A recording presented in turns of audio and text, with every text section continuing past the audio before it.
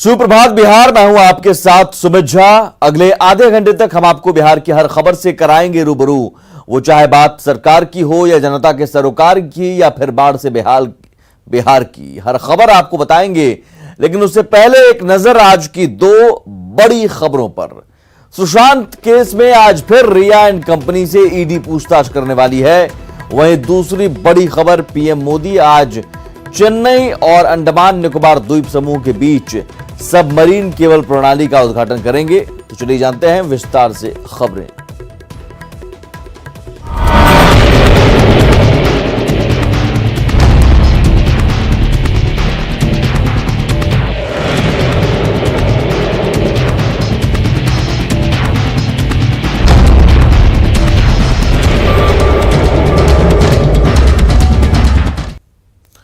तो सुशांत सिंह राजपूत मामले में आज का दिन बेहद अहम है। आज एक बार फिर से ईडी ने रिया एंड कंपनी को बुलाया है पूछताछ के लिए।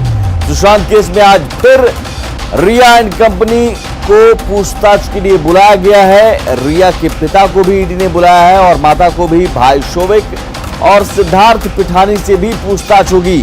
सभी को समन देकर ईडी ऑफिस बुलाया गया है। इससे पहले भी रिया से पूछताछ हो चुकी है। हालांकि उस दिन ये बताया गया कि वो गुमराह करते नजर आई, सवालों का जवाब देने से बचती रही। लेकिन आज एक बार फिर से सवालों का सामना करना होगा। अमित राय हमारे साथ जुड़े हुए हैं। अमित, कितने बजे तक रिया और उनकी फैमिली और सिद्धार्थ पिठानी भी पहुंच सकते हैं ईडी दफ्तर?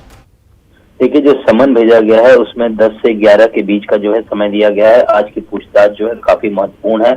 आज जो है रिया, उसके पिता से उनकी प्रॉपर्टी, पिछले 5 साल की आईटीआर और जो चारों कंपनियां थी सुशांत की, व्यूट्रेज, फ्रंट इंडिया फॉरवर्ड फाउंडेशन और साल 2018 में जो 2 कंपनियां खोली गई थी, आर्टिफिशियल इंटेलिजेंस और वर्चुअल रियलिटी और ऑर्गुमेंट रियलिटी, पर इस सारी कंपनियों के बारे में जो है इनके फाइनेंशियल ट्रांजेक्शन बारे में पूछताछ होगी। और सुशांत की जो 2 कंपनियां हैं, व्यूट्रेज और फ्रंट इंडिया, ये दोनों में रिया और उसके भाई डायरेक्टर, ये दोनों कंपनियां जो है नवी मुंबई के उल्मा में स्थित साई फॉर्च्यून एक बिल्डिंग है, वो उसमें रिया के पिता के नाम पे फ्लैट है। उसी फ्लैट के नाम पे दोनों कंपनियां रजिस्टर्ड हैं, इसलिए उनके पिता से भी जो है बिठाकर जो है पूछताछ की जाएगी।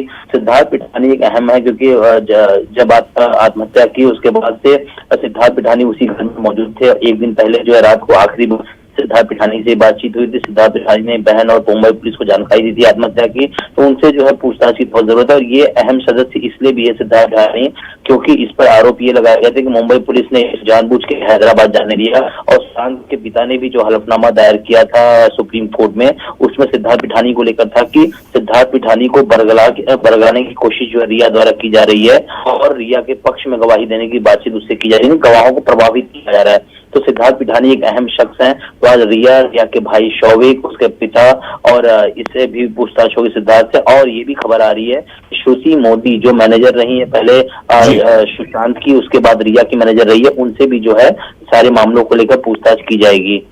बहुत शुक्रिया अमित, आप नजर बनाकर रखिए इस खबर पर। फिलहाल तमाम जानकारी के लिए बहुत शुक्रिया। तो आज का दिन बेहद अहम और रिया एंड कंपनी के लिए भी आज का दिन बेहद मुश्किल भरा, क्योंकि आज सवालों का सामना फिर से करना होगा। तो सुशांत केस में ईडी की पूछताछ का सिलसिला लगातार जारी है। आज भी रिया और उनके माता पिता और भाई शोविक को पूछताछ के लिए ईडी ने बुलाया है। देखना होगा ईडी के सवालों से अब तक बचती आ रही रिया आज ईडी के सवालों का जवाब दे पाएगी या फिर गुमराह करके निकल जाएगी।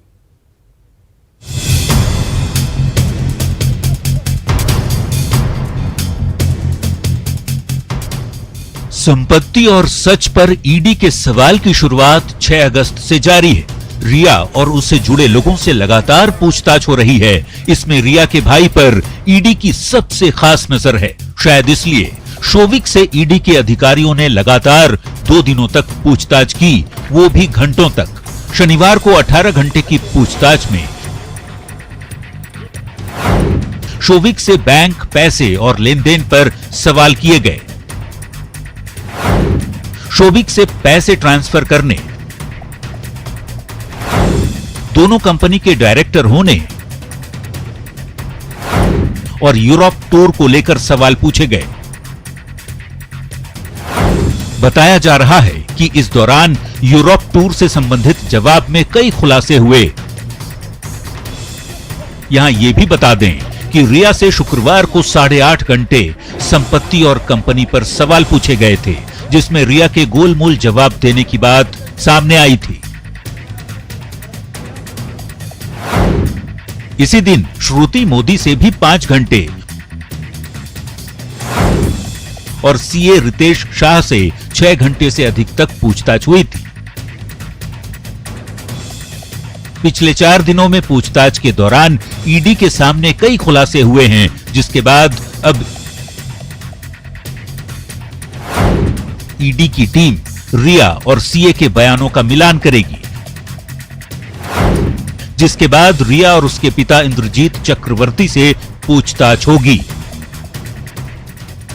कम कमाई और लाखों की संपत्ति बनाने पर ईडी के सवालों के सामने रिया एंड कंपनी घिरती जा रही है। देखना है सोमवार को पूछताछ में ईडी के हाथ और कितने सबूत लगते हैं। मुंबई से अमित राय के साथ ब्यूरो रिपोर्ट, न्यूज़ 18। आगे बढ़ते हैं। प्रधानमंत्री नरेंद्र मोदी आज चेन्नई और अंडमान निकोबार द्वीप समूह के बीच सबमरीन केबल प्रणाली का उद्घाटन करेंगे, जिससे यहां बेहतर संपर्क सुविधाएं उपलब्ध हो सकेंगी।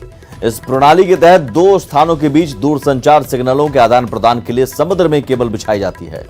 बता दें कि लगभग 1224 करोड़ रुपए की लागत से 23 किलोमीटर की submarine optical fibre cable OFC बिछाई गई है और यह परियोजना अपने निर्धारित समय में पूरी हो गई है। सबमरीन केबल के जरिए चेन्नई और पोर्ट ब्लेयर के बीच 2x200 गीगाबाइट्स प्रति सेकंड और पोर्ट ब्लेयर और अन्य द्वीपों के बीच 200-100 Gbps की बैंडविड्थ देगी।